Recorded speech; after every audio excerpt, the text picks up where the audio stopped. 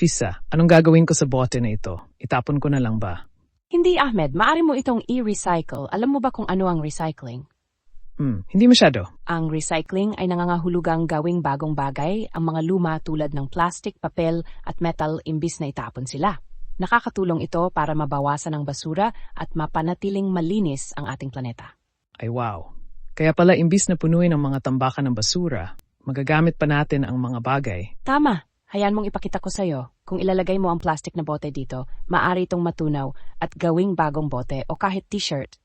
Wow. Kaya pala nakakatulong ang recycling para magtipid ng mga resources. O, nakakatulong din ito para mabawasan ang polusyon at protektahan ang mga hayop. Isipin mo kung mapunta ang bote na ito sa dagat, maaring masaktan ng mga isda at pagong. Nakagalit naman. Magre-recycle na ako palagi mula ngayon. Ganyan ang tamang panahon, Ahmed. Ang maliliit na aksyon tulad ng recycling ay maaring magdulot ng malaking pagbabago para sa ating planeta.